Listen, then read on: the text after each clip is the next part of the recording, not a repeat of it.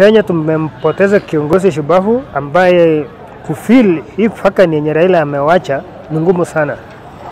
So ningeomba wa Kenya tuomboleze, na Raila alikuwa ni mtu anapenda amani. Hata juzi wakati aliposhindwa uliona akikuja kufanya handshake na Rais Ruto, na tulishuhudia hali ya amani Kenya hii ikidumu.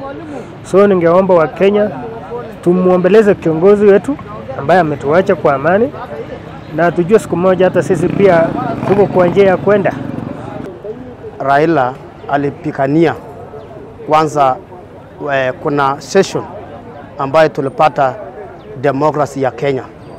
Kenya tulikuwa chama moja mpaka 1992. Lakini Raila ndio mmoja ambaye alipigania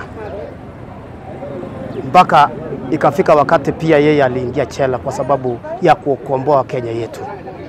So tulipata demokrasi ama tulipata kutoka kwa chama moja mpaka tukaenda chama vingi ya siasa kwa sababu ya Raila.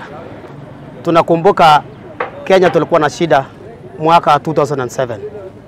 Na siku hiyo Raila kwa banda moja ama nyingine Raila ilisemekana Raila alichukua kiketi. Na mwishowe marehemu Kofi Annan alikuja Kenya. Na wakati alikuja Kenya akaongea na kinara cha ODM Raila Odinga na Kenya ikatulia. So Raila ni mtu wa amani. Kando na kuchukua kiketi na hata